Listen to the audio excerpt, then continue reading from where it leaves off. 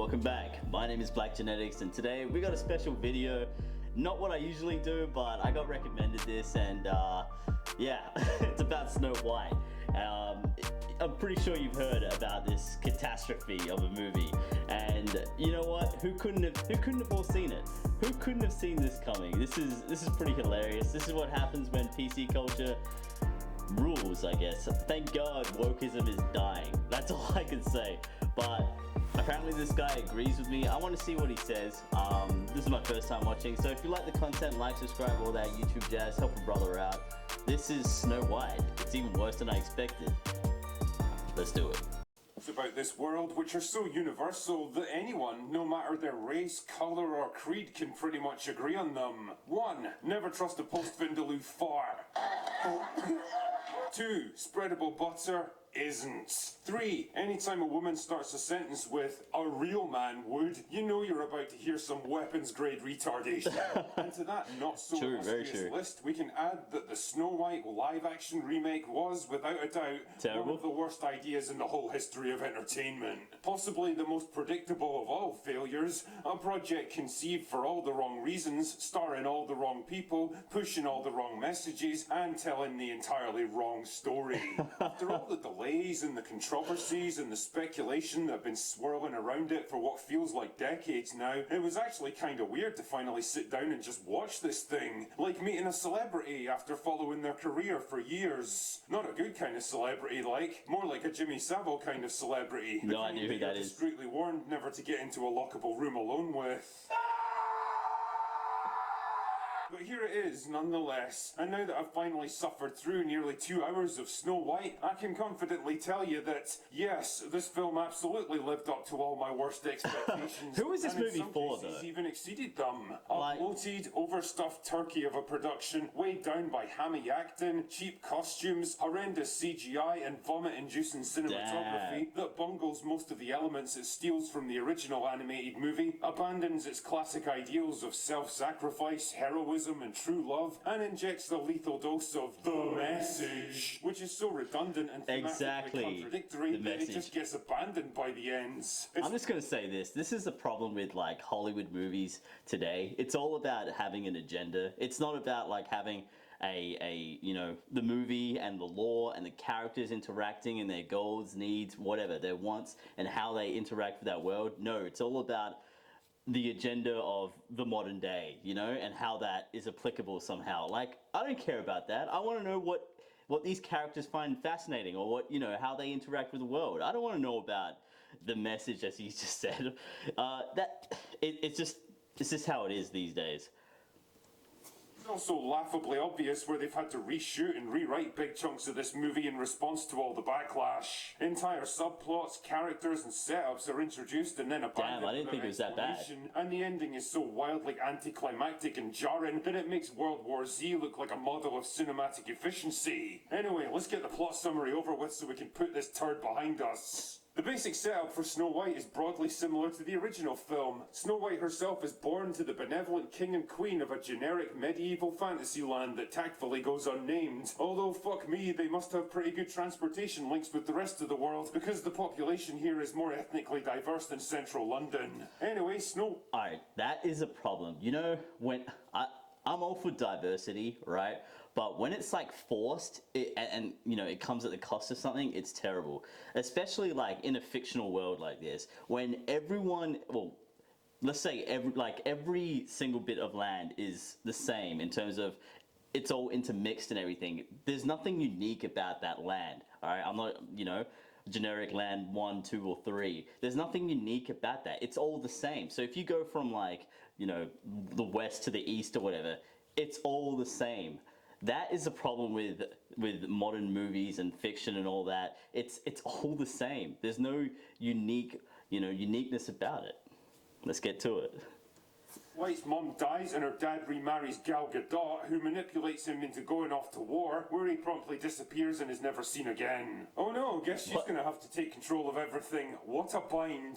Fast forward a few years and the kingdom's become a kind of dystopian nightmare where everyone's poor and hopeless and ruled over by an iron-fisted tyrant. It's a bit like modern day Britain, only with better sanitation and dental care. Anyway, after a confrontation with Snow White over a bandit named Jonathan who tried to steal some food from the castle, the evil queen decides the best thing to do is send her out into the forest where the huntsman can conveniently murder her. It's a bit extreme, but I'll let it slide. Naturally, that is the extreme. huntsman has second thoughts and decides to let her go, and after wandering alone for a while, she runs into 7 dwarves that I can only describe as the kind of thing that Cthulhu probably has nightmares about. I'm not kidding, man. The brief glimpses that you got of these things in the trailers are absolutely nothing compared to the existential horror of actually witnessing them on the big screen. These are nightmares made real. Like if you woke up in the middle of the night and saw Mr. Blobby standing at the foot of your bed, that's scary. Silent, motionless, watching you with those blank, lifeless eyes that bore into your very soul. So after crashing at their house for a while, eating their food and helping herself to all of their resources, Snow White helpfully forces them to clean up their own home while she prances around like she's on some mad acid trip. Which she probably is, to be fair. I would be if I was in this fucking movie. Then for some reason she gets it into her head that her dad must still be alive, and the only way to find him is to seek out the bandits that lurk in the forests. Right. So naturally, she runs into Jonathan about 5 minutes after leaving the house so that the rest of the plot can happen, and he protects her from the evil queen's soldiers by taking an arrow that was meant for her, so she brings him back to the dwarves to get fixed up. Oh yeah, you know those retarded looking Starbucks baristas from those early set pictures that everyone thought were the dwarves? Well, those are the bandits, who are actually out of work actors forced to become thieves because the evil queen's taxation policies shut down their entire industry. Is that a reference to something? Is that a reference to something? Is that a reference to something? I don't know, is it? No idea. Anyway, Jonathan decides to lure the Queen's soldiers away to give Snow White time to escape, and then immediately gets captured because he's a bumbling idiot. And the evil Queen decides that she's had enough of this shit, frankly one sympathizes, so she turns herself into an old hag and manipulates Snow White into eating a poisoned apple that makes her go a bit dead.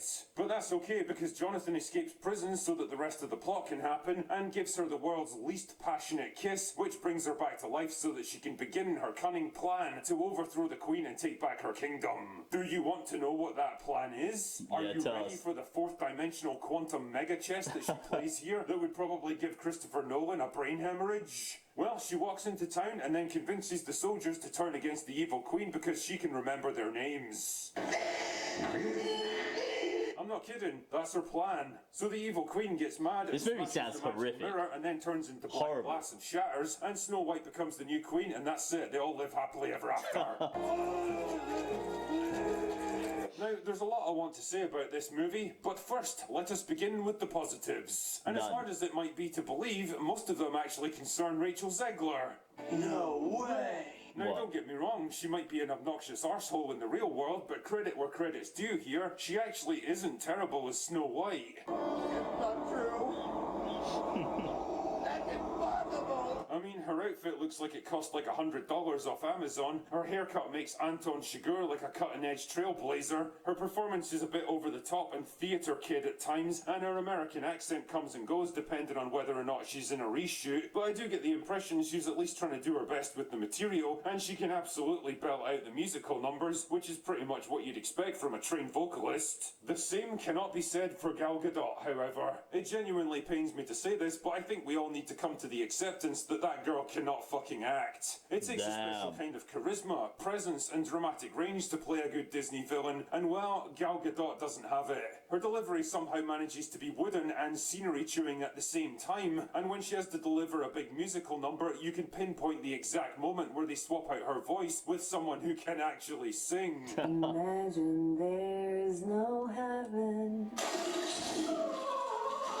Jonathan is yet another entry into the bumbling, forgettable, non-threatening male sidekick list of modern-day Disney heroes. There's brief moments where it seems like he might be displaying the tiniest bit of attitude and heroism, but then it's immediately squashed to reinforce the idea that men are all just a bit useless. Visually, the film's course. an inconsistent mess. CGI Cthulhu nightmares aside, the colour scheme ranges from bleak, washed-out grey castles and towns that look like Zack Snyder directed it, to a kind of over-the-top golden yellow piss filter for the CGI woodland scenes that's so excessive it actually makes your eyes start to hurt after a while. It's funny as well because there's like one scene that was filmed on location in a real forest, and the contrast between that and the CGI fantasy version is so jarring, I actually thought the action had shifted to a whole different country. Also, you can absolutely tell this movie's been reshot to fuck. The kiss scene where Damn. Jonathan brings Snow This White guy back has a lot life to was say about absolutely this. added in later to try to appease fans of the original. Snow White herself has clearly been toned down in places to make her less obnoxious, and I'd be willing to bet about 90% of the bandits' screen time has been cut. Most of them don't even get a single line of dialogue, which once again had me questioning,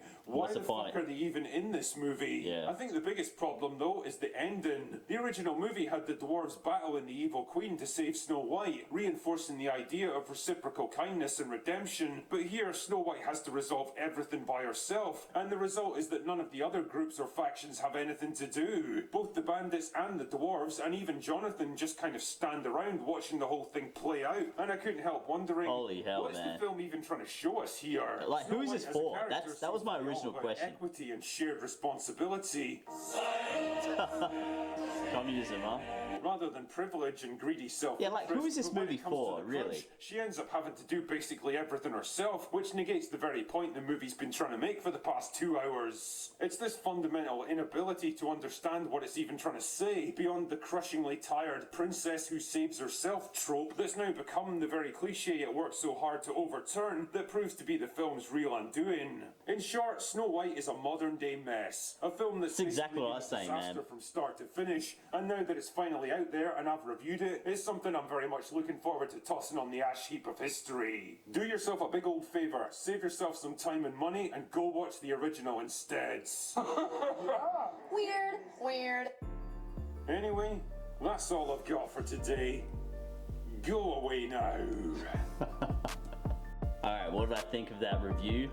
That was pretty insightful. It reinforces the problems I have with modern day movies now. It's all about an agenda. It's like, I feel like the writers and everyone behind it don't know who the audience is meant to be, and so it tries to cater to everyone and just fails in that regard. It seems like that's why this movie is so bad as well. I wouldn't watch it anyway. I stay away from these movies anyway, but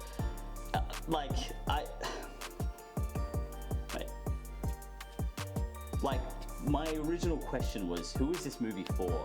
If you don't understand your target audience, you're gonna fail straight up, alright? Like, that is the most important question. Who is it for? They probably don't know. Like, and the fact that they've reshot it so many times just proves that they didn't know what the hell they were doing. And what's the point of, like, why can't they,